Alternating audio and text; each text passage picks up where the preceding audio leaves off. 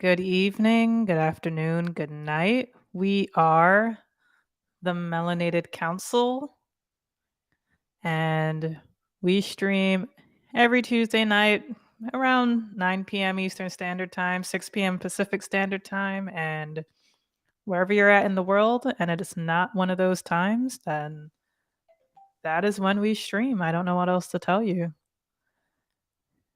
As always, please like, subscribe, and enjoy the show.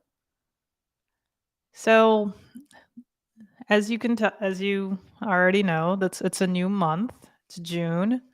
And if you're new to this show, then you know that every month we like to come up with a new topic, and each Tuesday we talk about different topics within said topic. First, hey Gil. I mean, hey. Yeah, hey, how's it going? Glad that you're here. Um so yeah, so this month we're talking about education. Um It's pretty timely because right now school is out for most of the country. At least it will be this month. Grade school, K through 12 sort of thing. So we figured, this will be a great month to talk about education because you can't use the excuse of having to study and be at school to not watch us. You're already, it's summertime, so you're already out of school. You're probably on Twitch or YouTube or whatever you youngsters do today. Yubo, Snapchat, Instagram. I'm hip. So, if you're new, we usually like to talk about our weekends, our weeks, whatever it's been, new going on. That's why traffic was like, oh, thank God. Uvu, yes, Uvu. Skype. Oh my gosh, I used Uvu maybe once or twice, and I believe it was in college. Funny enough. Oh my goodness. Hey, Mish. Hey, Yarny. I, I really should contact Restream about being able to display the emojis um live. I don't know why they can't do that. It's really not a difficult thing to do. But funny enough, last week when I had the power, like the short power outage, the chat just stopped working, and it sucked. I want because last week was our 3-year anniversary. I wanted to highlight y'all's comments, and I couldn't. So it's not raining, so looks like we're in the clear for a power outage. But yeah, no, I'm glad that the chat's working. Cough, cough, eCam live. Cough. I want to be a post. I should look into eCam live. Like, I'll let the folks know.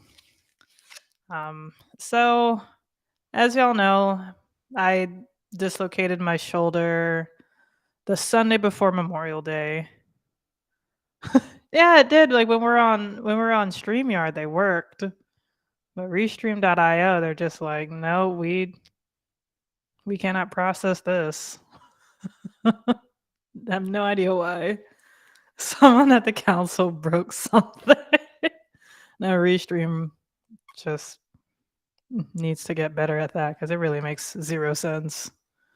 Um, but yeah, as y'all know, I dislocated my shoulder the Sunday before Memorial Day, and it's been hard because I've been in physical therapy for my left shoulder for like a few months, and my left shoulder was at a point where my physio was saying, "Hey, we could just come in once a week," and then that exact week, that's when tmcstream.io. uh, don't click that, y'all. That's not a real link. Or I don't know if that's gonna have to be a domain name I'm gonna have to purchase now. But yeah, so where I was at that point, and then boom, my right shoulder dislocates while swimming, of all things. And the questions that people have been, following up with me, it's like, did you hit your hand against the wall? Did you like did you dive in and hit and like did you trip and fall into the pools? No, I was literally just swimming. I was just getting the hang of breathing while swimming, and then my shoulder just popped out, and it sucks. Hey, Chad. Good to see you. Good to see you. Nothing more dangerous than ironic. For real. For real. But yeah, fortunately, I had the week off last week. Fortunately, unfortunately, I already had it planned out. Did not plan to have my shoulder dislocated. That was not in the books. But it was nice to have the week off to kind of just recover and stuff. I saw an orthopedic finally on Monday, yesterday, and he was telling me, he's like, yeah, just keep your arm in the sling as much as possible for the next 2 weeks. He prescribed me some meloxicam, I think it's what it's called. It's like a it's like a serious ibuprofen. So I just took some right before coming on here. It'll be day 2 of taking it. So when you're hurt and someone asks you questions and imply that you did something wrong. It's not even just that. I just wish it dislocated in like a cooler way, Like, I don't know. Just like, oh, I was doing, I don't know, a triple axel into the pool and I dislocated my shoulder or something. It's like, no, I was literally swimming, which is supposed to be like the most low impact workout you can possibly do. Exactly. Oh my gosh. No, people were so skeptical. It's like, oh, I used to swim. I never dislocated my shoulder. It's like, well, good for you, lady. I don't know what to tell you. I don't have your luck, apparently. Dislocated when you were podcasting.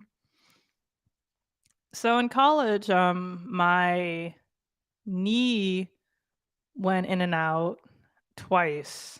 It's called like subluxation or something. So what's poppin'? My knees and my shoulders as usual.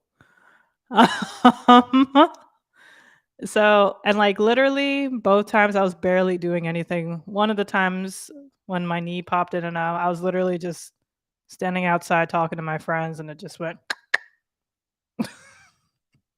I was like, wow. Must be nice, lady. He's like, right? Like, oh my goodness, it'd be so great to just have a regular functioning body, but apparently not. It was like the lady at the ER too. I was like, ma'am, I'm not lying. I'm not out here trying to get drugs. And how the ketamine like kicked my ass. Like, I don't know why people do drugs. That's just insane. Really not L's shoulder. Oh my goodness, y'all are great. But yeah, we're gonna have a great, awesome show for you tonight. But it won't be nearly as great as our next host who is coming on. This man, you all know him and love him. You can't live without him because without him, we would just have so much food waste, more than we normally do. Your girl would just be totally unsatisfied, which is you can't have that. You need happy wife, happy life. So, but this man, talk about knowledgeable. He knows so much information about pretty much just every single topic known to man, especially when it comes to schooling, college, education. I know he's gotten his bachelor's. I believe he's gotten his master's. I don't know if he's gotten any more degrees, but that's a lot more than a lot of people. I only went for my bachelor's and I was like, yeah, that's it. For whatever reason, I never had the black woman urge to get another degree. But yes, coming to the stage is the one, the only, the lovely Toby. Thank you. Appreciate the intro. Also, grabbing water. I should have done that while I was backstage, but it's all good. How's everyone doing? How is everybody doing in the chat, in the nether space, whatever, um, the cyberspace, and at home? Um, yeah, no, I appreciate that. I mean, I try to know things, I guess. I know some random stuff. Hopefully it helps in life. But I always feel like if it doesn't help in life, it has to help on Jeopardy or something. I would hope so. More degrees than the hot sidewalk in Philly. Hilarious. Degrees on a projector. Oh my goodness. That's funny because there was this viral video. Like, I guess I don't know if I had actually ever seen it, but I've seen it referenced before. And so I finally like looked it up because I feel like I always meant to look it up. But it was like this North Philly. I guess there was a KFC and someone was pretending that like the cashier, you know, wrote her number on the receipt for this guy, and the guy was like, "Oh, my boy, that's my boyfriend that you talked about, that you wrote your number on the receipt." But then immediately the manager or some of her supervisors kind of steps in and is like, first of all, we're not going to do that. You know, you can come here and say good morning, and you can get some food. Like it was very respectful, but also very like, we're gonna, we're not, you're not about to come for my coworkers. And I guess at some point he was like, "Oh, this is the hood. I thought this is the suburbs or something." And I think the woman was like, "This North Philly." I don't know. There's a bunch of memes from it, and I guess I had never really like seen this video, but I had maybe seen people reference certain things. That happened in like 2018 maybe, but I guess it went viral on Instagram a year or two ago. And so the fact that I just saw the video earlier today, and then you said this thing about Philly chat. Obviously, you live in Philly, but like, I'm gonna have to put the link in the Discord, honestly, because it's a good watch for everyone. To be honest, very wholesome, but at the same time, they were not taking any nonsense, which is pretty cool. So, what's going on with everyone though? Yeah, I guess since you were talking about what's been going on with you, and of course, hope that your shoulder heals up as soon as possible. Because that's an annoying thing to deal with. Yeah, no, thank you. It is like I'm glad that I see a therapist because it's one of those things where you don't really notice how much like it affects you mentally. It's like, oh, okay, I can't really like it'd have been different if it was my left shoulder because I'm right-handed, but because it's like my right shoulder, it's like, oh, don't open doors with your. It's like then what can I do? So I'm getting. So me and my left hand have been getting very close.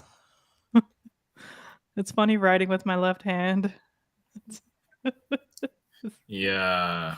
Oh, that's tough. Yeah. I'm thinking of like me having.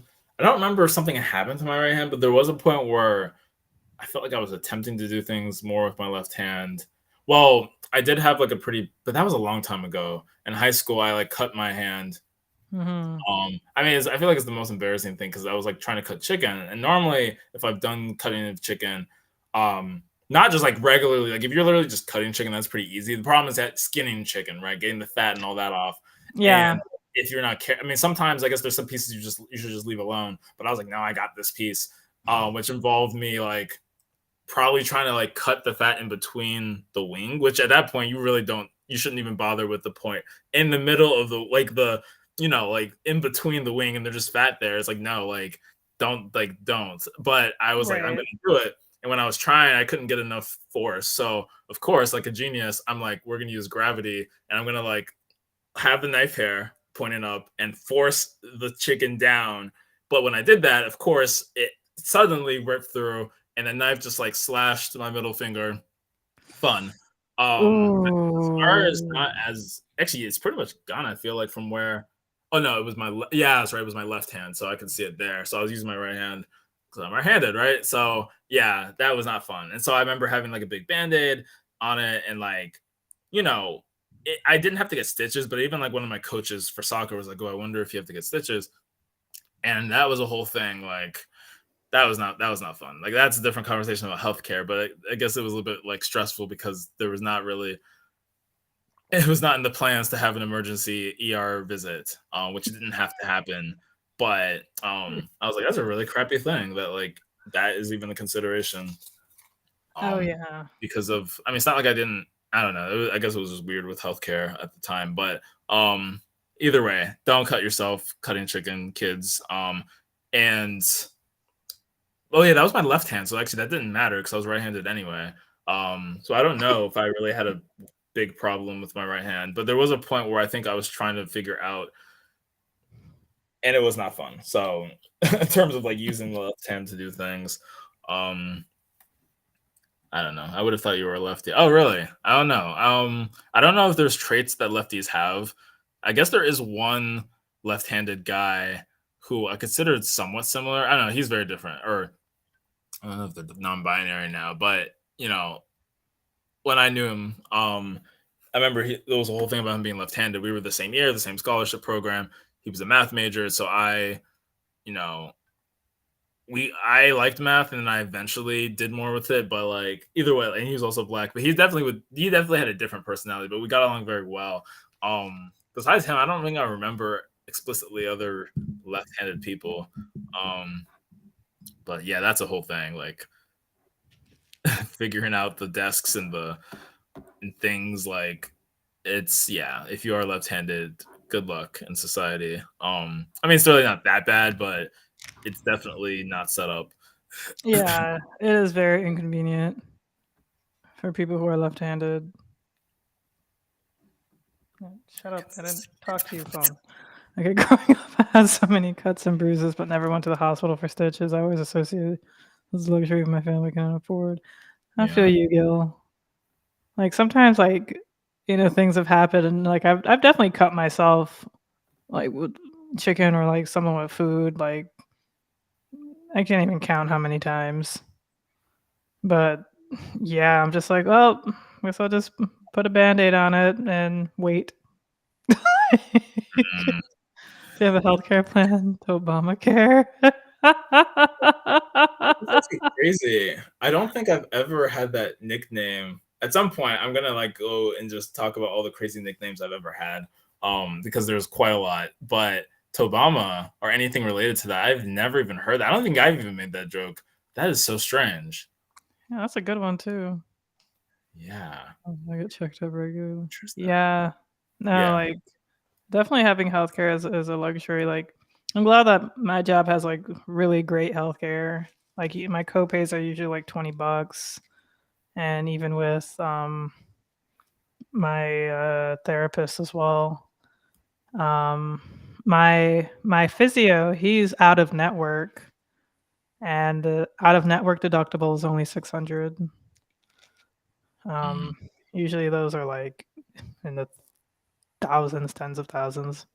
yeah. Find a GP. Yeah, I'm thinking about finding like a new GP because I haven't seen my actual like I go to my GP's like office, but I always end up seeing like a registered nurse. This was like the third or fourth time I've seen like an RN. So I'm like, let me find like an actual general practitioner. I'd like to Mm, find like a black one. Hospitals are where people go to die. It's like, yeah, sometimes. Toby Rama. I mean, yeah, that's definitely. I mean, that one is pretty big. Like, I'm trying to remember if you actually have seen the outfit, Gil, because if you started really watching this in 2022, early that year, Me, if you were here 2021, there was a point where I had my well, that's Obito, but like I've been called the Tobito, Obito, of course, just generally Toby Rama, and of course Toby, who is also Obito. Oh, spoiler. Well, I mean, it's funny because there's a lot of anime I've not seen that are old, so I'm like, oof, let me like not get karma, and like someone spoils the end of like I don't know, Yu Yu Hakusho or something that I've never seen. Um, True, get what you need, fix, and get out. But those are still, yeah. Yeah, that's true. That's very true. The internet's all right, man. Really? I've never seen anything Naruto really related. Um, I'm not sure what Tobirama is. he's the Hashirama's brother, so he's the second Hokage, the one who really didn't like the Uchiha. He was the one who actually came up with the idea to put them in like the outskirt of the village to be the police presence. Oh. Yeah, he was the kind of the very kind of stern looking because Hashirama is like very warm and friendly, but of course he would do what he has to do to protect the village when he killed Madara, quote unquote. But Tobirama never liked Madara, never really liked the Uchiha ever. Was pretty prejudiced. I mean, whatever you want to make a parallel to like modern society, he, was not a fan. So he was like, yeah, let's put these people on the outskirts of the village, treat them like second class citizens. I mean, Tobirama's cool. He invented a lot of jutsus, like the Shadow Clone, the Flying Raijin. Don't even get me started. Oh, So, okay. Yeah, I never finished Naruto. Like, part of me plans on like going back, but it's mm, like I just like never finished. Like it's bad. I mean, like, of course, I'm very pro Naruto. It was my first one, so for me, it's like it's your first girlfriend. Whatever you decide, you think of them after the fact, they still hold a special place. Um, with any relationship really. So for me, it's like yeah, Naruto was like that very special one. Um, and it's cool, but if you don't, I mean, hey, I'm sure you've like heard enough about how things went. um, Mhm. so it's just do you want to kind of see the actual play by play? I think it's cool. So to Mhm. totally see your man and culture. Oh, is this to me? I mean, there's so many anime I don't know about, but when it comes to Naruto, I actually like, I remember a lot of things. I didn't watch all the episodes because I didn't care enough. I read it all and I watched what I wanted to watch, but I didn't watch like all the fillers. I watched a lot of interesting parts, but I couldn't bring myself to like fully watch it. But I appreciate that, Gil, because I know you're hip to anime, and for me, I want to get back and really get more into the ones that I kind of missed that are very popular or that I like want to watch before somehow they get spoiled. When I say spoiled, I mean like these are old, but like I just don't want to come across some random thing like, oh, by the way, do you know how this thing ends? I'm like, oh, it's now. So, but yeah, I'll look up this internet all right thing though because I had no idea. Um, Right, yeah. You know, kind of talking about our topic, um, like I guess like in a way like what kind of like what defines knowledge because you and I didn't know that Toby Rama. Well, I didn't. I just found out who Toby Rama was, but you and I didn't know Toby Rama was like the internet's alt right meme. Like it's sort of sad but important to know. I guess to be knowledgeable of internet symbols and things like that. Um, and I know that in schools there's this whole big, especially it being June and Pride Month. Um, there's this whole big thing about there's levels to this shit. No idea. Like with it's June and Pride Month, and there's the pride flags, the rainbow flags, and there's the whole discussion about if they should be in schools, mm, and it's and they say it's like, indoctrination. And I guess I'm just kind of, how should I say this? Indoctrination, exactly. Things do have double meanings for sure, absolutely. Indoctrination is such a heavy term, I feel. And I don't know if it's because I am biased, I'm very liberal, I'm very, of course, pro LGBTQ plus. I I always think Pride Month is awesome because there's just so many colors, and when they take the colors away in July, it's kind of sad. Mm. Like my office would decorate, with pride colors and pride flags. Like we're very pro LGBTQ. But I guess what I'm trying to say is like, how is a rainbow flag, even if you know what it means, how is that indoctrination if you see a rainbow flag in the classroom just existing? How about that? But isn't the Bible technically indoctrination? There's Bible traditions in most public. I agree. I do think like when I think on it, I do feel as though, because it's particularly Christianity in this country is very much so indoctrination, because whenever they say, oh, there should be religious things in the school, it's always Christian religious things, because if a Muslim starts you know praying and doing their prayers, it becomes controversial. But if a kid is doing something, or a teacher is praying like a God's prayer, a Christian prayer, it's totally fine. It's all projection. Those very folks want to indoctrinate their own children without disturbance. Interesting. But yeah, Toby, what are you thinking? What are your thoughts? There was something I actually just saw, like some YouTube video. Well, I feel like there's too many things, whether it was YouTube videos with comments and an Instagram video again with comments, or post with comments. Freaking comments, man. They will be the end of me in terms of just losing time. But I remember seeing one, I think there was a comedian who made a joke where it was like, oh yeah, because I think someone tagged someone. It was the comedian who had made that asking all them questions song, right? So that's like throwback, kind of like in the 2010s, maybe late 2000s. So I guess, I mean, they still do things. I guess there was two brothers. I didn't know. Like, I remember, yeah. so their brothers, they have a whole series of things. So I went to the Instagram, I lost in a bit of a rabbit hole, and one post was like, basically the guy was walking like, hey, happy Juneteenth, and then someone would yell in the background like, ooh, happy Pride, or like, ooh, gay stuff, or something. Where it's like the guy, because he would respond, be like, yeah, Juneteenth, and he's like, wait, what was that? And he's like, oh, okay, and then he'd be like, happy Juneteenth, and someone would be like, yeah, gay, and then it's just like, wait, what?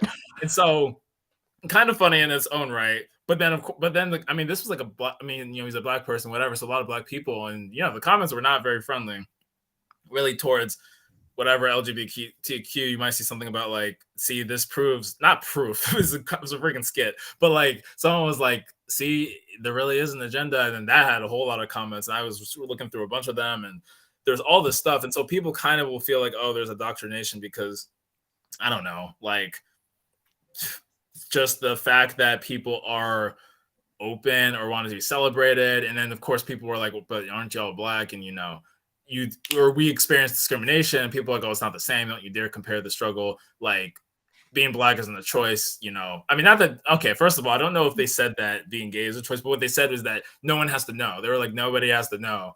Yeah, you can hide being gay, even though there is, of course, like mental complications and to that, because you're hiding massive part of yourself. Yeah, it's a massive part of yourself, and it's like, and even like Dave Rubin, who's like more of a conservative commentator, I don't follow him really, but I happened to kind of come across something.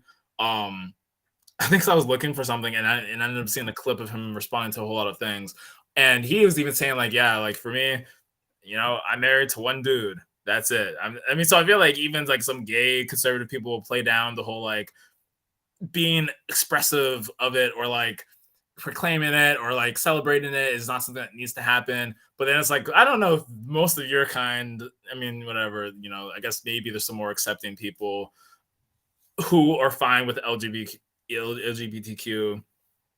And of course, gay marriage was codified. So yeah, you might see there's more of acceptance on Republican side, but at the same time, like you can kind of like play all this down, but then I don't know. I just feel like people can be who they want. You know, people if they don't want to accept that, whatever. But that really should be a personal thing, and then not become like this weird like, you know, you're making policies on the education level of like you can't like you can have whatever flag really you want. I think it kind of comes into a bigger point because there's also BLM flags that were targeted maybe in 2020. I think there was other flags, right? I remember that was a whole thing was there were certain flags that people wanted to fly, right? Maybe even the MAGA something, or at least the Blue Lives Matter flag. There was a point where I think there was a whole challenge of like, can you have a Black Lives Matter flag in a school? And like what becomes speech? I don't know. The other thing though that was kind of related was this something on YouTube. I wish I could remember right now. I think this was more about the religious angle because someone was saying something about like how, you know, we should not have like Christianity in school. Again, it was more of like I think a conservative perspective. And someone was saying like in God in school, like this is what happens when you take it out. And some people were like, no, actually we should not have that. You know, we should have a separation of church and state.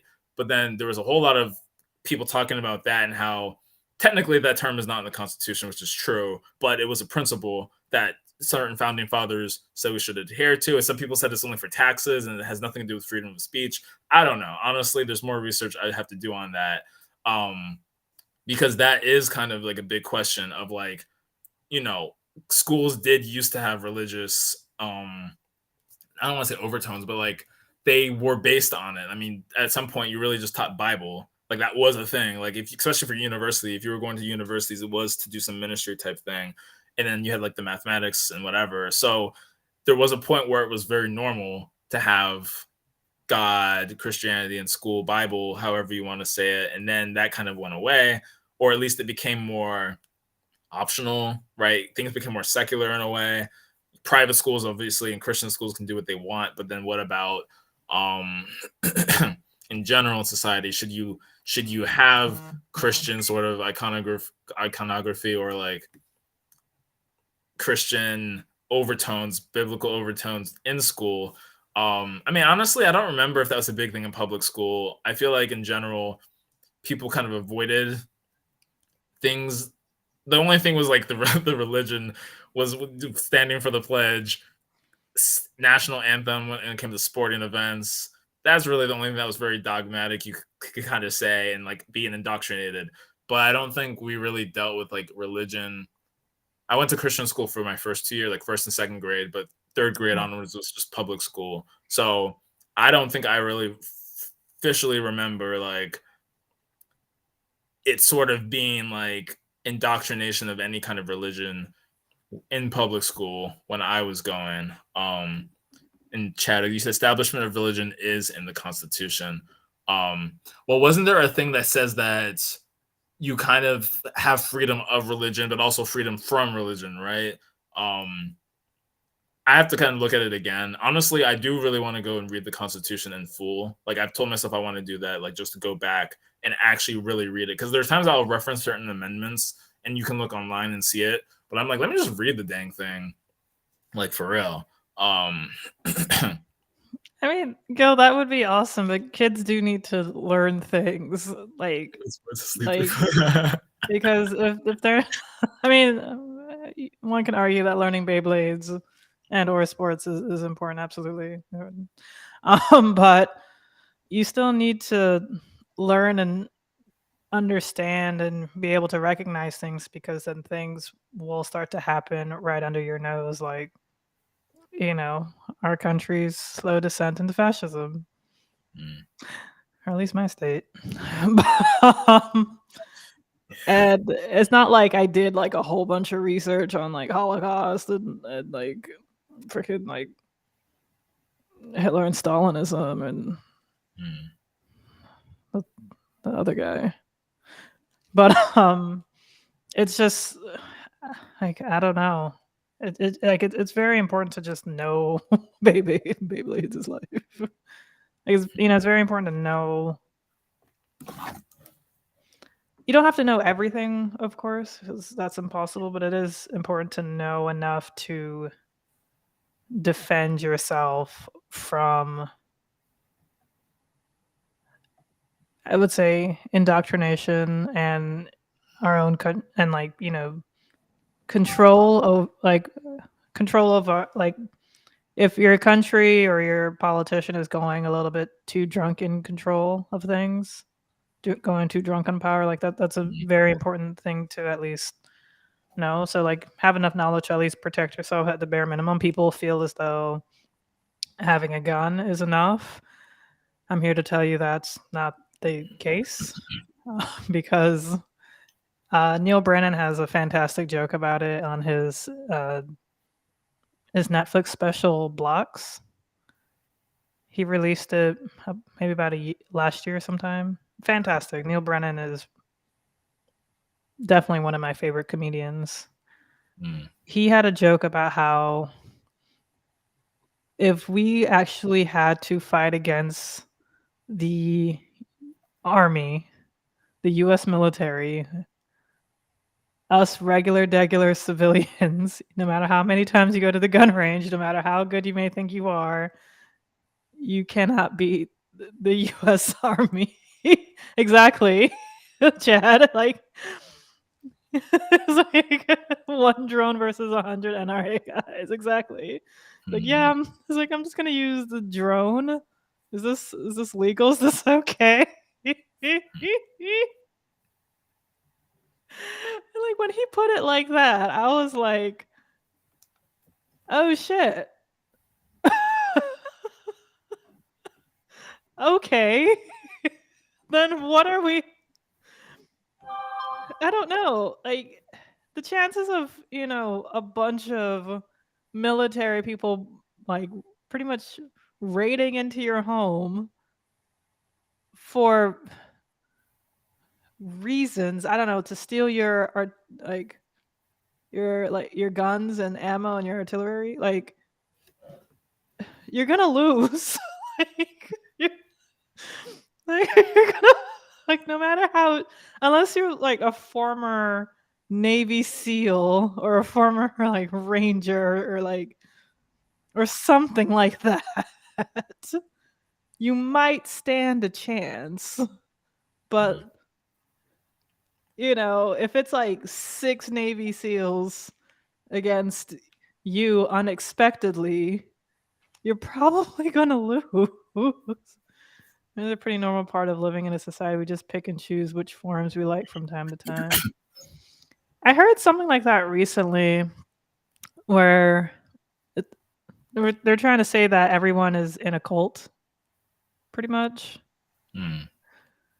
Even if you don't think you are, you still are, because your thoughts and your beliefs and things still line up with other people. Like maybe I'm in like this very pro LGBTQ cult where I'm just having so much trouble understanding how looking at rainbows will make me want women. Like I'm sorry. I know. Like I don't want to sound like insensitive to people, like, but because I'm sure like a lot of them have actual real legitimate concerns, and I don't know how to say that it's nothing to be concerned about, because you can't turn anybody gay. Like I was just thinking today how they have, what's it called, those places where sadly enough parents may send their children to like turn them straight if they're gay. Oh, I forget what they're called. Conversion therapy type thing. Yeah. Camps, yeah. Yeah, I haven't looked at the success rate of those, but I'm pretty sure they're very low. But it's like, okay, if you can't, like, this country, it's like you watch pretty much every show and there's more than likely going to be heterosexuality. Like if you want to find a show that has like homosexuality, you really have to search for it. Granted, yeah, it's easier than it was maybe 10, 15 years ago, of course. It's still not majority of shows. There might be a gay character in shows now. Sometimes they still might not be, you know. But if there's like 6 straight characters and then one gay character, how much power do you think the gay character has Mm. to turn your child who was straight gay? Like I'm sorry. Like that's it's like I don't know. I understand like if you are gay and you see a gay character on a TV show, it's like okay, that's awesome. That's a character I can relate to, and you know feel a lot more of a connection to like on you know like on the TV. Like this is gonna sound very weird, but even with like watching The Little Mermaid and like Halle Bailey, you know she has dreadlocks too, and like it was just kind of cool. It was just kind of cool to see.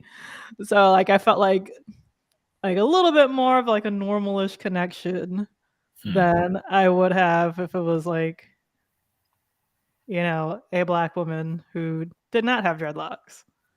Like that's I know that sounds weird, but I guess like it's like oh, I could just see myself a little bit more in the character, and that's like just really cool. And it's like, oh, she has super awesome 6-pack. Now I feel like I can get that. I'm kidding. So that random says have no chance against the actual military. That is so true. But the nurse is a bit deeper, in my opinion.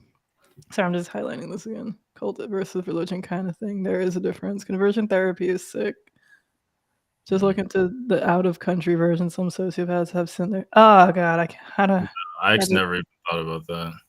Yeah, like I don't know. Like I guess like I'm really trying to, you know, just like put myself in the shoes of like I can understand feeling uncomfortable like viewing like gay people on screen or something, but I can't. But like because of like I don't know, like you know, especially like for sure when I was a lot like you know I was pretty religious, like definitely like more so back in the day. So I remember like there was like I definitely would feel like you know some type of way, and then I started to just like really think and be like, yo, like what this doesn't even like really affect me. I think also a part like this is gonna sound weirdly shallow. I think a part of me that mostly annoyed me was like the writing for gay characters were always like very bad. So like it just seemed like it's like okay, why is this character gay now when there was literally no show of that at all? You know, like I've seen that in several shows. I'm like like they're like what that doesn't make any sense. Like or like the character was bi, you know, it was like established that the character was bi, and then like they're now fully gay. And it's like, why couldn't they just keep the character bi though? Like that, or I don't know. I understand like it's probably, yeah. Oh, I guess it's just something I can't relate to as being straight. So maybe it probably makes more sense in certain cases, but I don't know. I have a lot of bisexual friends, and it would just be cool to see more bisexual characters. Six pack is increasingly unlikely. Uh, yeah, I know I'm going on like a. I don't know. I know I'm going on like a weird rant and tangent. It's just like it. I guess all the gays wrote fanfiction. Oh man, freaking Deviant Art or everything else, fanfic.net or whatever it was. Yeah. Oh man. Yeah. But that No. did Oh, no. go on. Yeah. Okay. I didn't say Yeah. I forgot what I was. I think I was gonna comment on something you said, but I realized I actually didn't fully remember what. Oh, I think I was literally just gonna say in terms of the certain characters all of a sudden coming out as gay, whether it's the idea of it being like, well, we just need to shoehorn this for representation without really any kind of regard to plot or continuity, or it could just be something where I have noticed kind of randomly, like in Jessica Jones. I mean, this isn't really a spoiler, but like I think it was in the third season, maybe. The third, maybe the second, but it was some season where like the main investigator, there was like a police detective that Jessica has like a um not a relationship, but she has like a connection with where like, she can actually give information and whatever because she has powers and some people don't view that kindly. So the fact that she kind of had an ally is cool in there. And so this detective randomly there was like at one point he was in a meeting. He was missing it because he was so busy with the investigation and helping Jessica. He had to like step out, but he was supposed to be in an adoption meeting with his husband, which is fine. I mean, I wasn't like thrown off. I was just like, oh, okay, interesting. He's gay. I wouldn't have known that. And that was like a very minor point. It was more just to show the sort of the stress, the kind of strain that happens when you really dive into your job, and that's pretty common. You see that, of course, when people are really, really in their job, and then you know the partner, the separation or divorce or just strain or whatever. But yeah, I just thought that like, in some cases it can be really random. Other times maybe they just making that the point that it didn't matter. Like, yeah, it turns out this guy is gay and he wants to adopt a kid. Great, it came up for 1 or 2 episodes. Maybe if they make it a major thing all of a sudden, that's kind of strange. Where now you're like all of a sudden just flying rainbow flags every episode after that. Yeah, that's going to be kind of weird. For like Yeah. 2 3 seasons that this was not a thing, and now all of a sudden it's a thing. But if it's just kind of like, hey, we just happen to reveal that they have a gay partner, yeah, I mean that's chill. But that might not be exactly what you're referring to. But it's just a thought I kind of had. Like I can see both sides of it. Um, Yeah. No, I get that. And like, yeah, for me, it's just more so when the character like was like established as bisexual or was like, I don't know, just I guess maybe just straight passing for like 5, 6, 7 seasons, and then all of a sudden it's just like, I don't know, like I'm sure that like a lot of it probably can definitely go deeper. I just wish like in some shows like there was just better writing. Like I mm, think in my opinion, well, there's a few, but like I feel like in my opinion, in my straight opinion, that one of the best written gay characters was Lionel from Dear White People. mm, Lionel was cool. Yeah. Like yeah, like it just and I think it's because the creator Justin Simeon is gay. He's a gay black man. So I'm sure he, of course like he could write a realistic gay black male character. And it there wasn't anything that just seemed forced. Like the character is just a very great, solid, well-rounded character. Like he's just awesome. Like he's probably like my favorite character. Definitely one of my favorite characters in the show, if not my favorite character in the show, because he's just so well written. Mm, And he's just so interesting and just like multidimensional. So, like it would have just been like if more characters in general, but especially if more gay characters were just written like him, it would just be like, okay, like he's not just a character they just threw out there and is gay. It's like he is like a well-formed, established character, and he's gay. And of course, like there's going to be, um, I don't really want to say trials and tribulations because it's like it makes it sound like it's so big, but like it's, I don't know, like an undertone of there's gonna be like challenges that he would have to face for being gay, you know. Mm. I guess because like you know like they're in a university, so yeah, of course there's gonna be challenges. Of course, there might be like very big challenges. I'm not trying to downplay the challenges and things that LGBTQ people go through, like, but just his character in particular, I can't recall him going through something very big.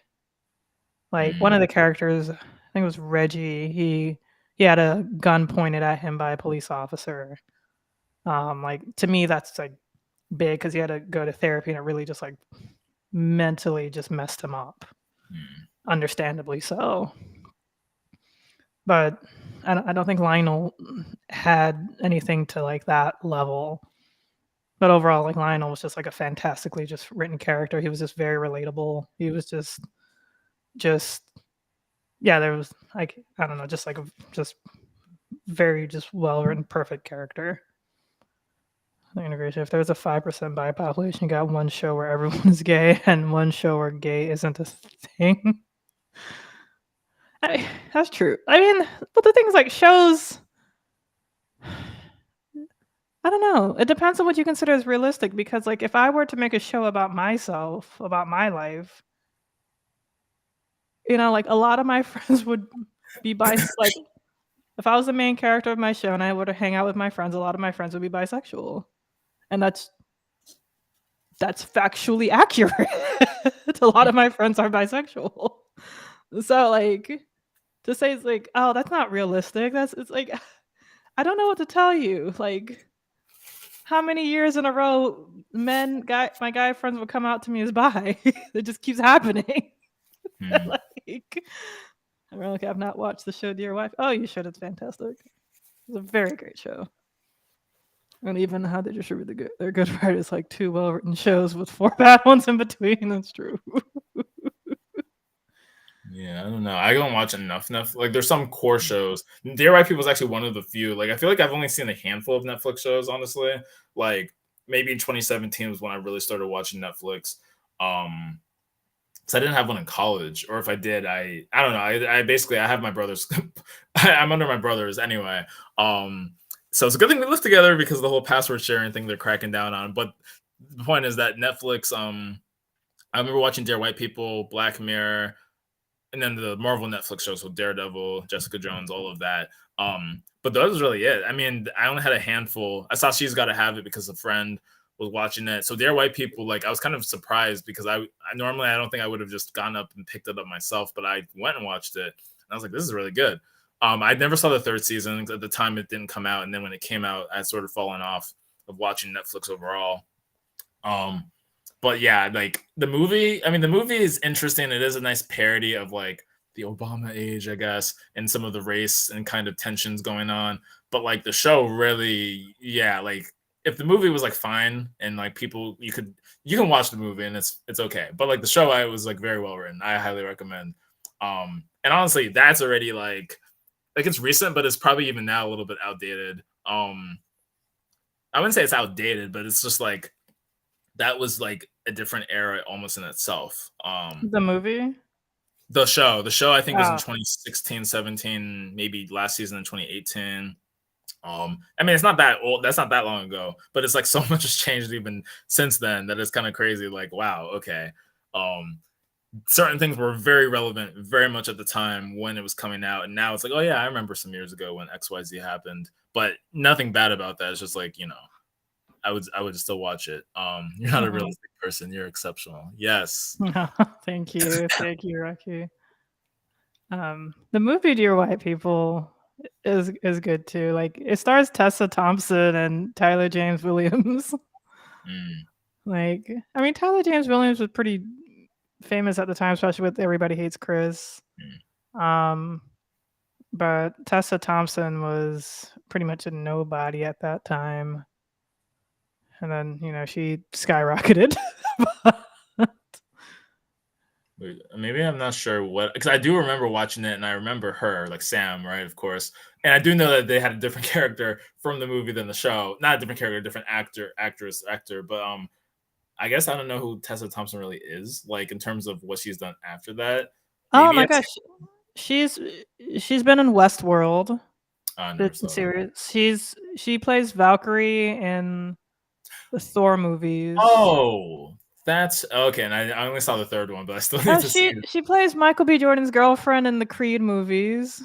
I never saw Creed yet. Oh, okay, okay. What else? She's been Okay, in yeah, stuff. but that's big 'cause Creed was huge. I know, like, Creed was huge, huge. Yeah. Speaking of, she used to date Janelle Monáe. Oh, Yeah.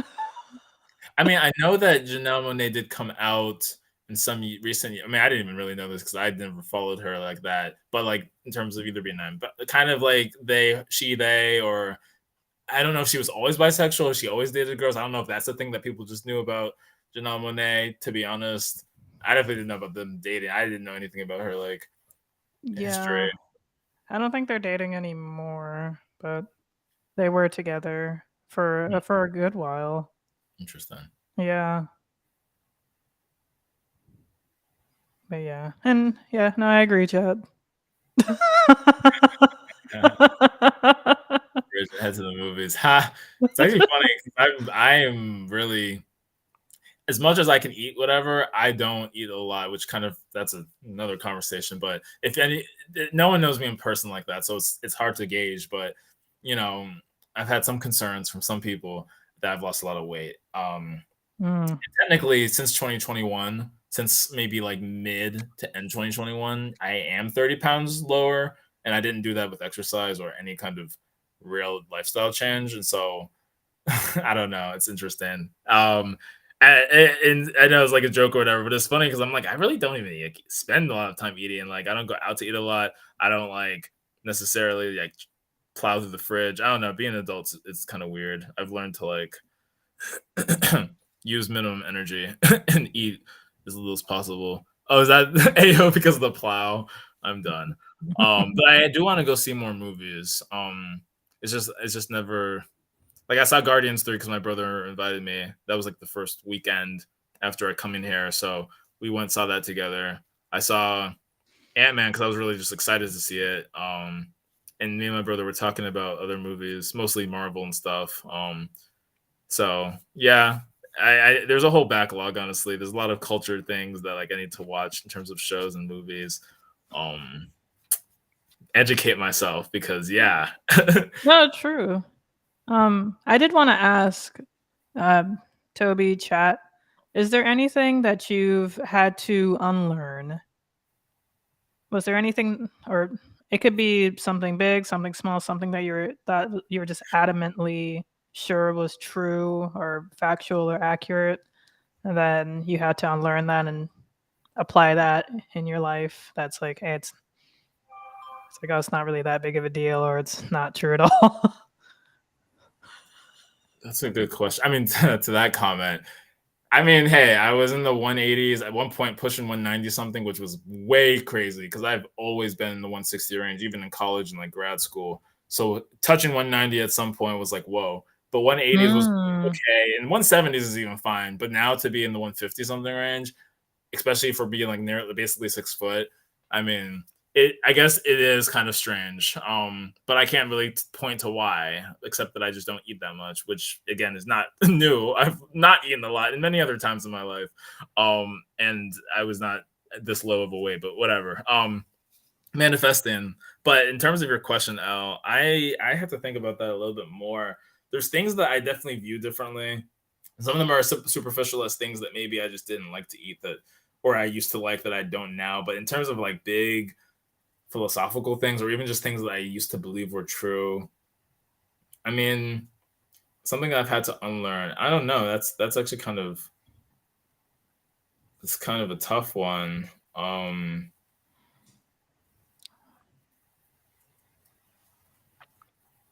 Yeah, I'm trying to think too. I'm gonna have an answer to my own question. Like, I know that for a fact there's things I definitely had to like unlearn. Um, I guess like I wouldn't say I unlearned, but I know when I was in like elementary school, there was this program like Boy Scouts, but it's very Christian called Royal Rangers, and I just assumed that was a normal thing most people were a part of. But it is very, and I don't know if it's based in the East Coast or what, but we used to do camp things, like, and you could earn badges. It wasn't exactly like Boy Scouts. Like, I mean, you could earn certain things, but I feel like it was more localized. And there were other chapters that you kind of do want to compete with in terms of like getting certain certifications. But I feel like it was like Boy Scout, I feel like it was a bit different, a bit bigger. But anyway, the point was there was one point because, we had like a sort of like Bible based things that we did after school or like in the evenings. And I remember it was a 2004 election. They said like, we need to pray hard that Bush is reelected president because if John Kerry is elected, this country will go downhill. And I was like, oh, okay, I guess let's pray for that. All right. But honestly, like I never like was imprinted that much of like, oh yes, we are Republican and conservatives. Even in my family, while there are certain traditional things, just from being in a more religious, especially African religious family, there's certain things that that kind of come up, but we were not really a political family, not something that we talked about.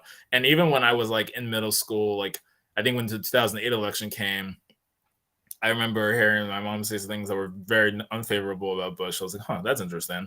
And I don't know, like I feel like, of course, I grew into my own political beliefs, but the kind of like imprinting that might have happened in some organizations, I like don't see of like, oh yeah, of course, Republicans are the saviors of this country. But I also never really believed that personally anyway. So it wasn't like I had to super unlearn it. It was just kind of like, again, doing my own things. I was a white dude from rural New Jersey. I guess like in some ways there was like, I grew up in a more white area, but it's Mhm. not like I learned racist things from white people. Like that's not exactly what happened. It was more just that like my experience, I didn't see a lot of black people. Like there was maybe other church-ish people. The church we went to again was pretty white, but my dad has his own church network and then other Africans that I meet. But in general, I didn't really see other black people. And when I did, it wasn't always the best. Like unfortunately, whatever pipeline you have more disciplinary issues. Which again, this is a great conversation for this month. Not necessarily something deep for tonight, but in terms of the kind of school to prison pipeline, or even just like the whole like the disciplining issues. So I feel like if I was in my high achieving classes, like AP classes, honors classes, it was very white. Not and at that point, I moved to another part of Maryland that was more diverse. But even with that diversity of like more black people in the county, it was still a stark difference. Go into the honor AP, you see less black people. In some cases, you saw a lot, but in other cases, you barely did. And so I feel like I kind of like just had it in my head, like, oh yeah, you just see this kind of like natural progression. The more that you're achieving, the less black people you see, which sounds terrible, but that's just kind of how I saw things. That's how I Right. saw it. And I feel Yeah. like I just didn't relate in a lot of ways. Not like I explicitly was like, oh, I just don't like black people. But I feel like there were certain things that I felt very out of place. I didn't feel like I, you know, belonged, whatever. I knew enough. There were just things that I didn't know musically, history. And so it was difficult to like relate or have certain conversations, with other black people, I guess. Not to mention, getting picked on for certain things. So then I feel like just naturally I was not necessarily I definitely wasn't gonna be like black power fist anytime around then. Pro black, whatever. But by the time I was in, let's say, college, well, I had very diverse friend groups. But again, I wasn't necessarily like super connected to the black people. Like I actually noticed a lot of them had their groups. And again, I kind of felt like even among the people who are very smart, clearly very academic, you know, even in my own scholarship program, which was STEM based, and we wanted to get PhDs, I still felt a bit of distance from the cooler black people, the black people who seemed to know more. And I kind of felt like, I don't know. But by the time I got to like grad school, ironically, where there were less black people, there was like 3%. Undergrad UMBC was like 16%, maybe even up to 18. It was quite a lot, which is probably why I took it for granted. And then I go to grad school in upstate New York, and it's like 3%. At that point, I feel like it was just a switch that flipped. Not to mention 2016 was a pretty terrible year in terms of the, of course, like the election and everything. It was actually it was a great year, but it was like so much nonsense happened. Mhm. Because I graduated college in 2016, got to grad school. It was a very dynamic, changing year for me, but I also kind of grew more into my own blackness. More African things, but also a lot more black. Very, very black. Went to like every kind of black event, organization. That's when I got into NSBE with the Black Engineers. So I feel like in some way I had to like unlearn maybe any negative perceptions I had, or like understand kind of things a little bit deeper. Um, of why certain things are the way, but also there's plenty of like smart black people, academic black people, nerdy black people. Like you can like there's so many things where I felt like, oh man, I can actually be myself and feel comfortable. And so, like I was still myself, but I feel like the friends who I connected with about some of these nerdy things, anime, memes, were definitely not mostly black. They're mostly white or other races. Maybe some of those kind of alternative black kids were there. But then to kind of like really connect more was a huge just turning point for me in graduate school. And then going to Boston too, where I was able to talk with more like Boston black professionals and other even other black African people who again were into anime and into these things and were into tech. And I was just like, wow, like I feel like it's such a huge flip. Like I wasn't saying like anti-black sentiments just publicly or even like really spewing them privately per se, but I feel like maybe I had to unlearn some of the negative Biases that you may have held. biases and just the fact that it seemed like, oh, these kind of uniquenesses I have about myself don't seem to be related to black people. Like, you know, maybe I would make jokes about how I feel more white than anything, even to my white friends, like whatever. But it's like, no, that's not actually how that is. Like black people exist in all types of places. So Yeah. that's the end of that. Funny enough, like I was gonna say pretty much the same thing. I was, definitely thinking definitely along those lines, Toby, of like what I had to kind of like unlearn. And because I went to, predominantly white schools growing up. I don't know, it's like I always kind of knew that I'd be like looked at and treated differently possibly, but I don't really know how much I really like held on to that. I don't really know, like I can't really tell you, if I was like if I like looked at other black people like differently. Like my mom would sometimes voice certain things, especially like considering like, we're Jamaican. She'd say negative things about Haitians because that's just what Jamaicans did. Not all of them, but a lot of them did. It was weird. Like that's another thing I had to like unlearn. It was just like, yeah, that's why the hell am I like the only reason why I may think of like Haitians in the negative light is because of my mom, and I quick like I event I learned that because it was just like, yeah, this is pointless. Like, you know, like we're from the same parts of Africa. They're just dropped off in Haiti, and and they were like enslaved by the French. That's what. It wasn't anything like massively different. Then my mom would be like, "Oh, what they do voodoo and blah blah blah." And it's like, yeah, but don't you always talk about like I don't know if I'm pronouncing it correct. It's like Obua, and it's like a similar thing in Jamaica. Obia. Obiwa. I think of Obiwa. Yeah, Obia. Oh yeah. Is it? So it's a series of African diasporic spell casting and healing traditions found in the former British colonies of the Caribbean. These traditions derive much from traditional West African practices that have undergone cultural creolization. So I am assuming voodoo is one of those creolizations. But growing up, my mom would be like, I don't know if so and so is doing some kind of obia. And I just kind of knew what it was, but I didn't really know. But then, it eventually like clicked. I'm like, oh, it's the same kind of crap, just different countries.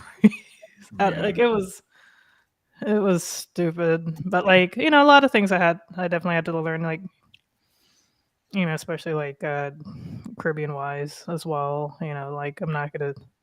I don't know if Jamaicans in general tend to be very cocky, have very big egos.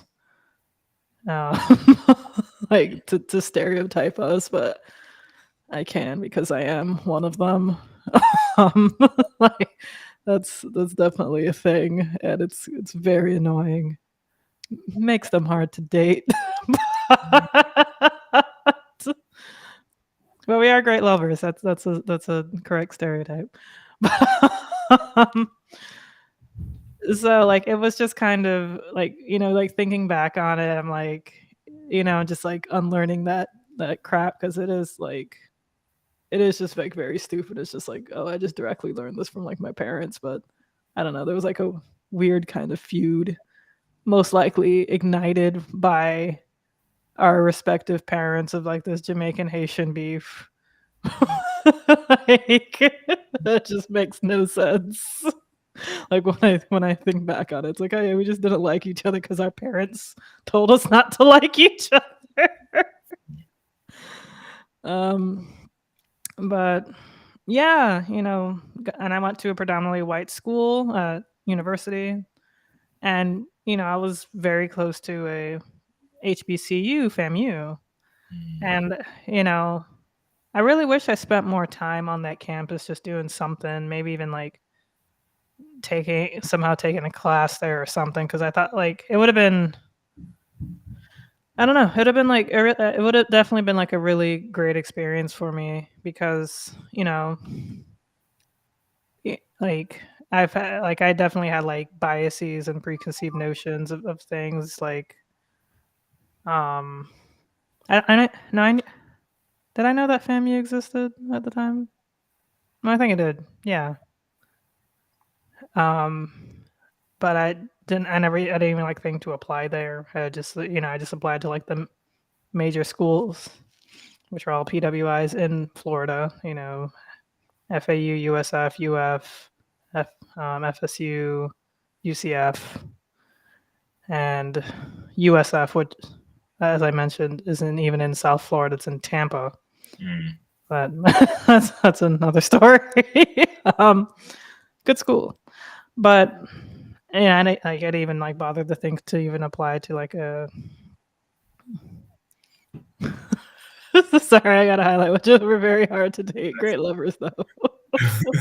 It's true. It's very true. um, and I'll get back to Rocky's question for you, Toby, in a second. Um, but yeah, like I really wish I did spend more time out on FAMU's campus for sure, because the people I did meet from FAMU, because I was part of a hip hop organization in college. I did their website. I was in charge of like their web stuff. But like it was cool going to like the Freestyle Fridays and like the ciphers and like the events and all the things that they threw, and became very good friends with a lot of them, and they were very close to FAMU's anime club, and FAMU's anime club was just a lot of fun because it was like like me being a nerd my whole life and then just being at like a party where it's just a whole bunch of nerds, a whole bunch of black nerds, and like like we're nerds, but like we're still black though, so we're not like I don't want to stereotype, but let's stereotype. Like if you were to like imagine like FSU's anime club and like how like you just know how nerdy white people can be. Like just how but it's like socially awkward. It's like their whole life. It's like it's just like a whole thing where it's like FAMU's anime club is just like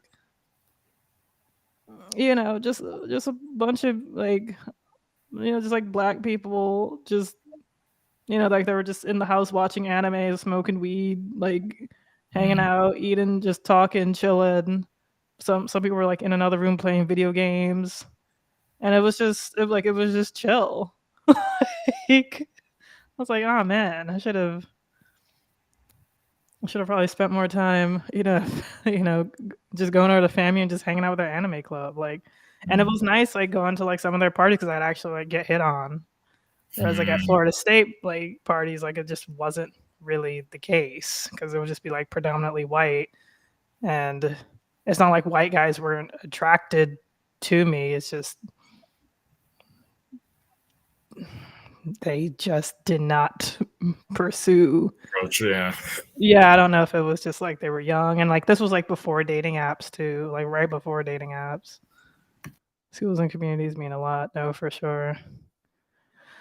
Oh, in college, I was in the black tech group. It felt amazing just to just be you. I agree. I feel that for sure. I want to stereotype, but let's stereotype. I had to. I didn't know how else to phrase that because it's like it'll just be easier too, because y'all know, like you know, you know,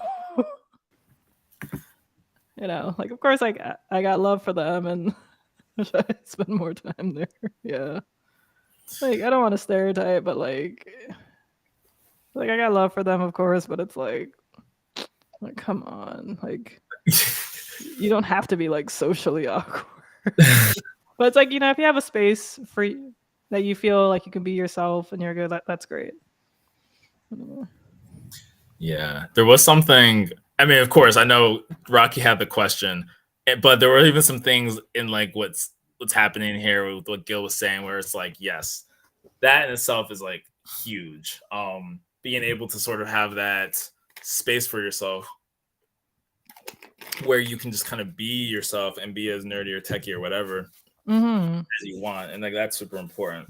Yeah, and like you don't realize that you're missing that until you experience it. Experience it, yeah. Yeah. Yeah, no, for sure. In terms of, I guess, the code switching thing, Rocky, I guess in general, No, I know. I feel because like I know for a fact Chad could have bagged a lot of women. But anyways, go on. Chad, I'm dead. Oh man, A yeah, tall, that was good looking man. Yes, you. So I understand. I understand the intimidation. I get that. I get that because it doesn't matter. But it's like you would have okay. But no shot. No, you would have had a lot of shots. So I mean, I don't know. That's the whole like cross racial thing. I mean, it's funny because my high school, the graduating class 2012. So funny enough, last year was 10 years and we did nothing, which is that's already just does not even get to that because someone dropped the ball and it's fine. But and I was still in Boston anyway, but still I'm like, really y'all? And so June 4th was my graduation day, a very special day. For like that day was always pretty significant in different years. But in any case, I remember our graduating class, the class couple was a black girl. With her name, her last name, I wonder if she had because I think the last name is somewhat it's actually it was Proctor, right? So Proctor is like Native American Algonquin. Because I guess the actual rule of a proctor and what they kind of did with land, that's where the name really came from. And so if you had the last name, especially in Maryland or Southern Maryland, you're almost guaranteed to be like Native American Algonquin or Piscataway Canoe, I think is the tribe, and Algonquin's the language. So anyway, but she's black. Maybe she had Native American, but she identified as black from what I know. And the guy was white. And so our class couple, I mean, they were together at least for 3 years, if not their freshman year. So they won class couple, which is funny because they were not the prom king and queen, nor were they the homecoming king and queen that year. But the homecoming king and queen was a El Salvadorian guy. I mean, he even said himself that he was pretty much raised by white people. But I mean, you look at him and you think, yeah, this guy's Hispanic. And so he was with a white girl, but they had broken up by the time we got to prom. So then prom, it was another couple who like weren't together at homecoming, and honestly, that couple I didn't even expect to be like, they like paired up kind of out of nowhere. I feel like, and so that was black guy. He was Ethiopian American. And then the girl who also has the last name Proctor, and she definitely was Native American, like for real, for real. So it was kind of like these very multiracial couples that were homecoming and prom, and then class couple. Sorry, I just had to go on that tangent, Chad, because I was kind of like, it's interesting that like sometimes it doesn't really matter. Like you see black girls. It wasn't like common though to see black girls with white guys. And it's not like it was even super common to see black guys with white girls, but it could happen for sure. I definitely saw some of my white female friends with different races in general. Actually, no, I would say that there definitely were like some of my white female friends who were with other race guys. And so, but I'm not sure if I had as many like black friends who dated white or other races. That I'm not really sure I could say. I remember one person dated another El Salvadorian guy who was on my soccer team, actually. Well, both guys that I refer to who are El Salvadorian were on my soccer team in high school. And so that was actually interesting that both of them were with girls who were different races. One of them was black. But now, Rocky, back to you. I don't know if I code switched per se. I think I was just myself in general, but I feel like I had to like act cooler than I really was in cases. Because it's not like I spoke, because the way some people say is like you speak a certain way at home, but I didn't speak that way. Like I didn't have some kind of like blacker way of speaking at home. You know, I wasn't speaking some African way at home, because it wasn't like I was literally speaking any tribal language. And obviously that was different anyway. You wouldn't even bring that into, you know, into the school unless you happen to go to a very diverse school. Some people do have those communities, especially in Massachusetts. I knew there were people in very diverse schools where it was a ton of Haitians, ton of Cape Verdeans, and all these other things. So in those cases, yeah, code switching might be a bit more pertinent because you're surrounded by different cultures that you're in at home, at school, and then maybe professionally after that. But I don't know, like in college, I just was me, you know. Grad school, I was me. I mean, even when I kind of acted like was in more majority black orgs, I still felt like I was pretty comfortable being like myself. I feel like there were some cases in maybe high school where I would be more like, "What's up?" or "What's good?" That was it. What's good? I guess that was the code switch, was saying "What's good" more, because I feel like I don't in general say it, but like if I go, even now, like if I was going to a party or like I was seeing my promoter or DJ friends, yeah, you dap them up, whatever. But there were some orgs where you dap everyone up. Like I was in a church, and the dap was pretty much the way you greeted each other in college. This college, like this church, was very much based with college students. Didn't matter what your race was, you had that sick dap. And one guy who had the best dap was white, like white with glasses and everything. I mean, not that he looked like a super nerd, he actually was pretty built, but like I feel like there are certain ways that were like very colloquial that like it wasn't always race, but it was just certain environments that maybe you were different. You kind of act a little bit different, or you put on your cool front a little bit more. But honestly, I be myself. I go out to parties, I'm in the streets, and I'm out here repping whatever. But anyway, back to, you said what's a class couple? Don't you have that like the superlative of the class couple, like in your yearbook? Who is the couple that you would? So the class couple was like just like you have like the most likely to succeed, funniest, best car, whatever. You have class couple, or like yeah, class couple. Wait, Chad, you said how do I remember what? I don't even remember. Oh, you mean like how do I remember? Honestly, it's so Like funny. the names, the details of things, the year. Yeah, like my memory is definitely. I would not say it's photographic. I wouldn't say it's eidetic. I know that word because of Spencer Reid from Criminal Minds. Definitely not crazy like that. Like that's a different type of memory where you can remember anything. But I have a pretty good memory when it comes to timelines. Like in a given year, I could be like, where was I? What school? What, what was I doing? And I can kind of remember certain, even when I met certain people, I can usually remember where in the room I was, not what they wore. That's not usually a thing.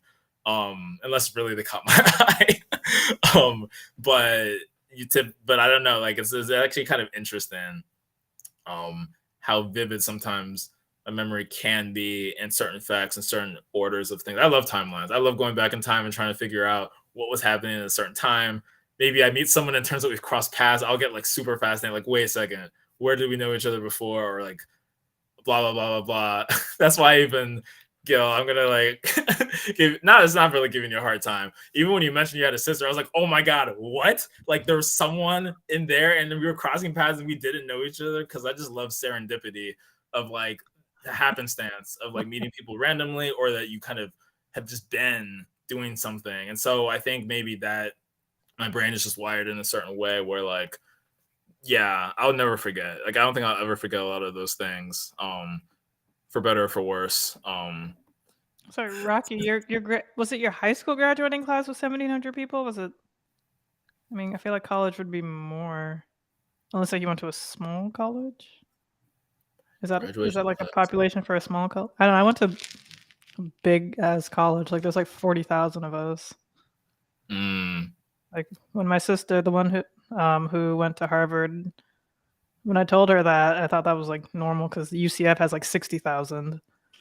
So she, when I told her my university has like 40,000, she's like, "Wow, that's a lot." It's like, "Oh yeah, Harvard, you might have like a class of like 6 kids or something." It's like what college was supposed to be. That's a big graduation class. I don't think we even had up to 400. Stop. Listen, it's a small world. It's a small world. That's all I'm gonna say. But yeah, man, I wouldn't have been there if I hadn't had the client. Yeah, even YouTube meeting. I mean, Southern Florida is a big area. So like, yeah, and like it was just crazy because to meet someone in my age range and like at that particular coffee shop, because I think it was my first time going to that location because I didn't know they had a location there.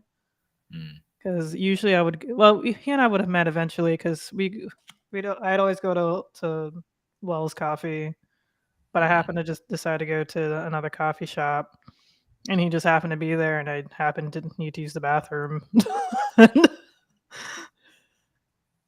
But yeah, no, it's true. It's crazy. It's very crazy how things happen. But it's not 46 in a crease. Wait. Yeah, like because like Gil and I are like in our early 30s, and yeah, like but where we live, it's like I don't know. I don't know about you, Gil, but I feel like the overall population of our area has definitely gone down, which is good because a lot of people have moved down here. Like in my neighborhood specifically, one of the reasons why I met my personal trainer was because I saw him there's like a lake in my neighborhood that people walk around. So like I happened to see him and there's like a grassy area. So he happened to be like in the grassy area, like training. And I was like, oh my God, that's like a young person. So like and he's like, he looks like he's fit. So that's why like I went up to him and talked to him and asked him if he was a trainer. And so that's how, I was able to get my personal trainer. So like it was just like it was just like insanity to see somebody young. But like in my neighborhood, there's also like other like walk paths and things like that. And lately I've been seeing like a lot more like younger people. Usually it'd be like old. Youngest might be in their 40s. But most people would probably be like like 40s and like 50s. Okay. At least in my neighborhood, there were just people. So it was just sort of crazy how, I mean, I'm sure Gil's neighborhood might have like a similar population, and it's. I'm glad that it's getting younger, but it's still like. So it's still hard to see because I've lived here for so long. So it's like what? It's like, oh my goodness, there's like a young guy going for a run like with his shirt off, and like he's comfortable enough to run with his shirt off. What like? Oh well, then you just did confirm Chad's theory. Like, at least you saw abs or something. Hold up, that's hilarious. I just saw that. That was 3 doors down from me. A few years ago, more young people are moving in. Oh, nice. I live near Old Swinging, Brazilian. Like swinging.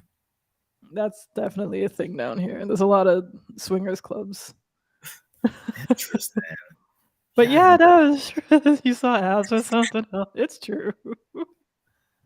I mean, like it's sort of nice to see. I'm not gonna lie, because when you're just seeing old people for years, old married couples, like it was like, oh, look how cute they are. They're walking together, and then, but I assume they made an offer. I was even wondering because I was like, I wouldn't even know if anyone in my communities are swinging, but I'm like, wait a second, he's married, so most likely an offer could have been made. I mean, and whatever went with that is your business. But I was like, maybe that is how you know, because you've kind of been approached, or at least like you've seen maybe in certain communities where I don't know what if you're married, what's something that you would go to that you wouldn't go to as a single person? Maybe there's advertisements, probably not that explicit. It's probably more discreet. But I'm like, I have no idea where to find such a thing, and I'm not explicitly looking for that for when I have a partner, to be honest. Um, No, that's never even crossed my mind. But I don't know, like where I don't know.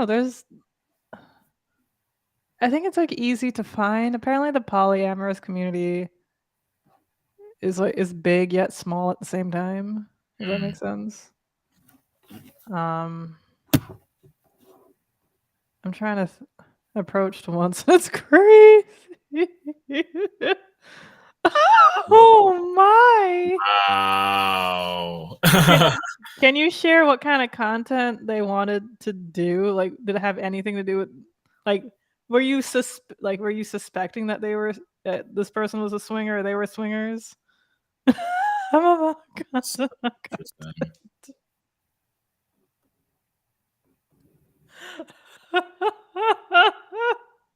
About content not cocked, I'm dead. I know, that's hilarious.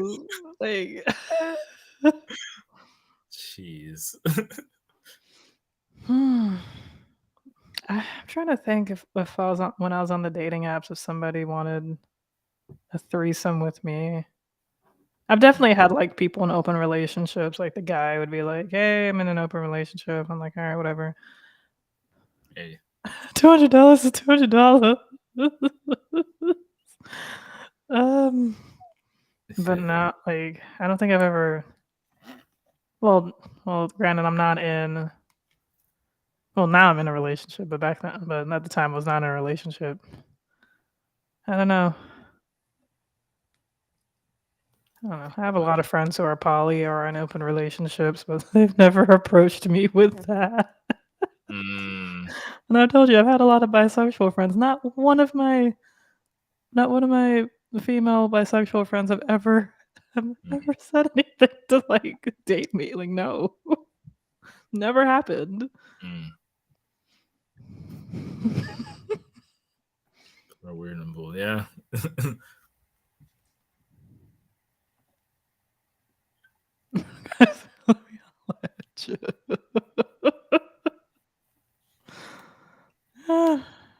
Pretty much. Right, yeah, same. Now that I think about it. Well, no. Hmm. No.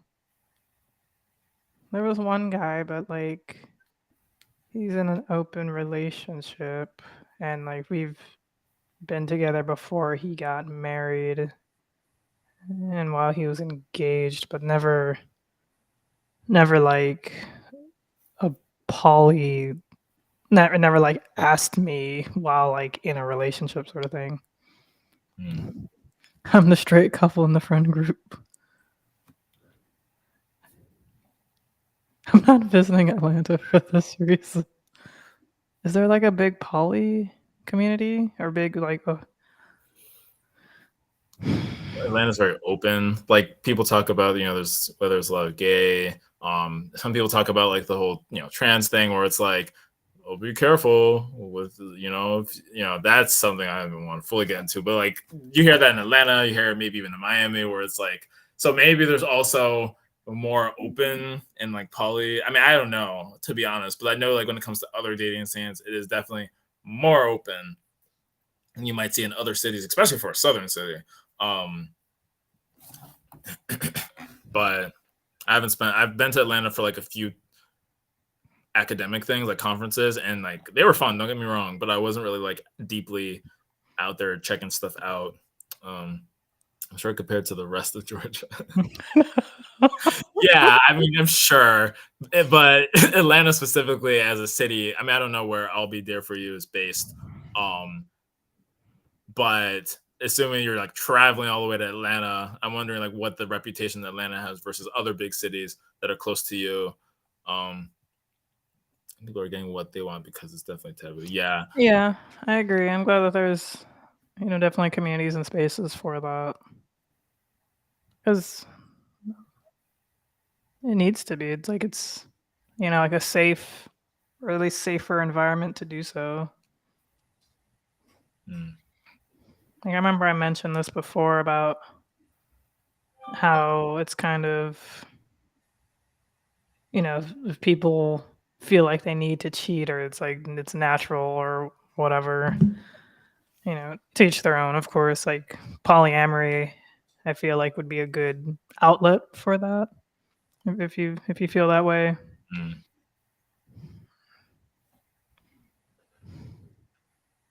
That's true. Safe. Yes, definitely. Major seeing the alt lifestyle. Okay, that's interesting. I can see that.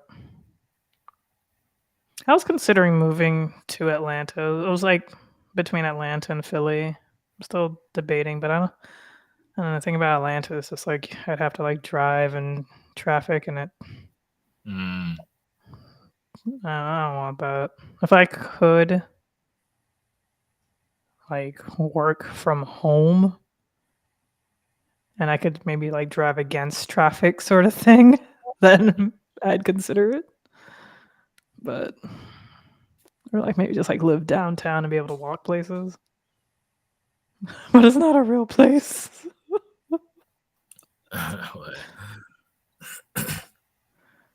Oh man. Yeah. Let me holler at you. Don't Now, do it. you said what about that? What you say, yo? Oh, Rocky said don't do it, L. Don't. Mm.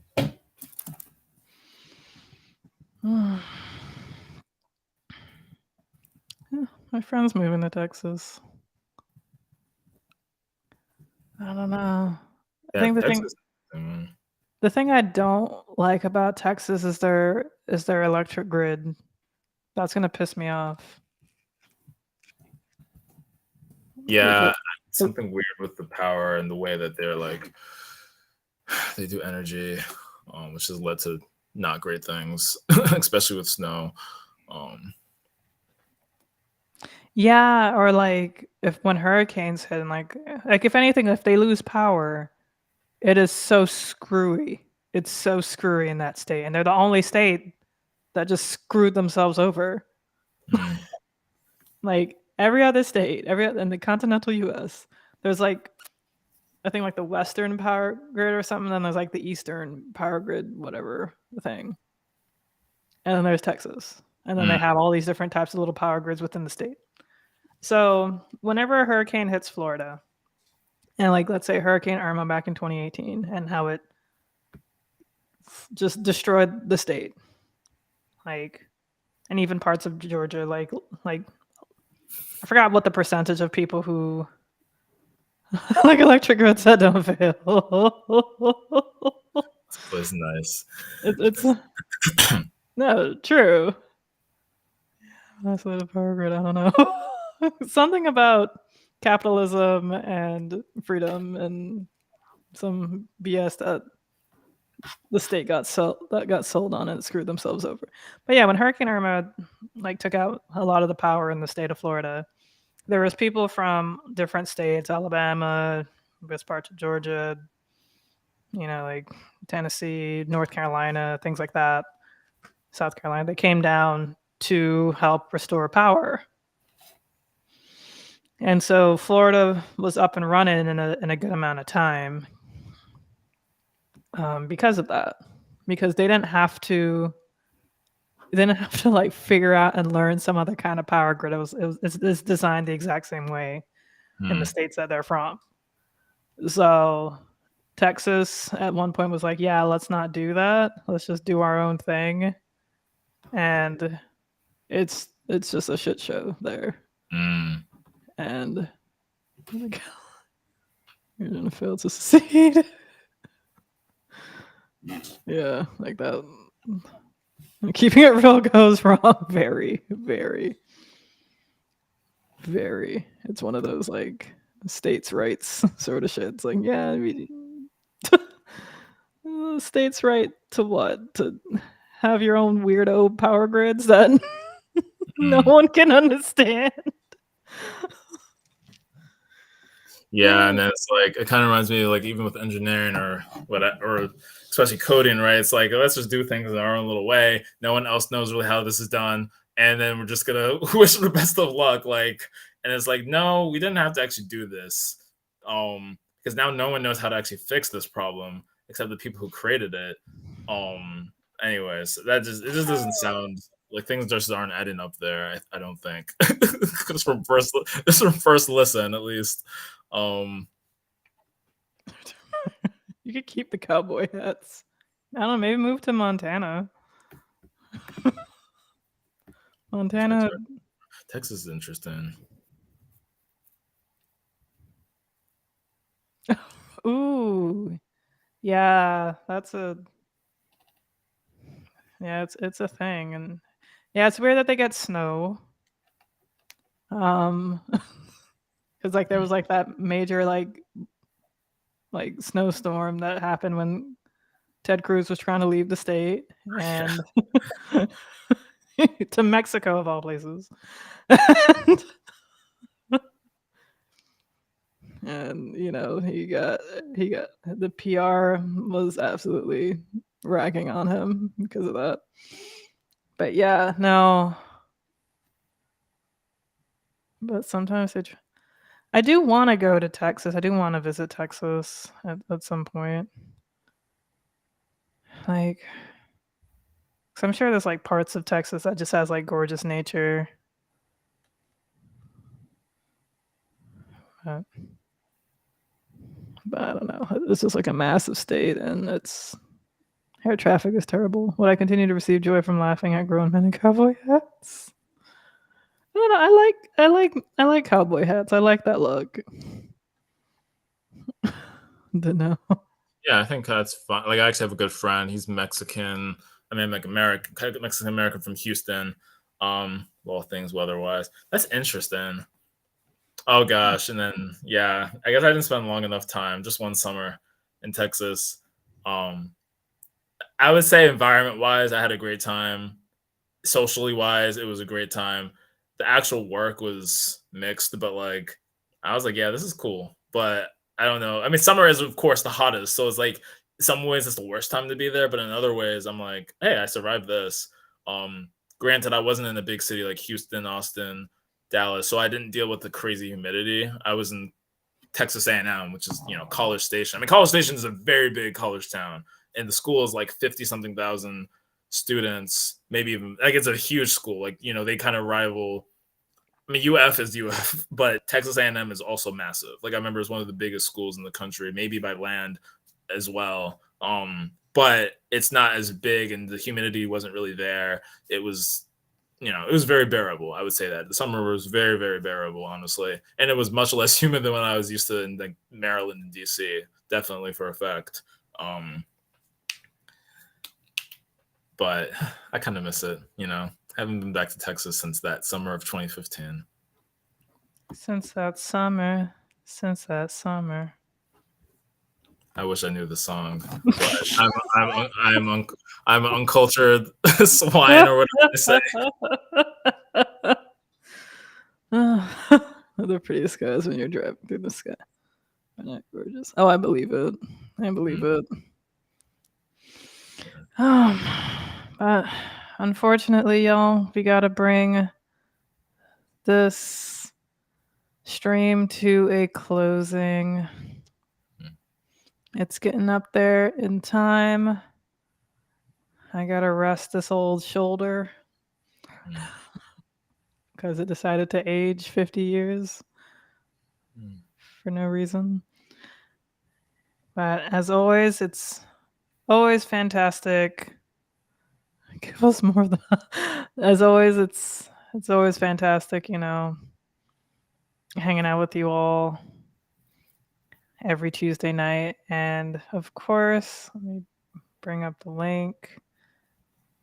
Of course, if you guys are in the chat, we also have a Discord. Closing time. Damn, yes.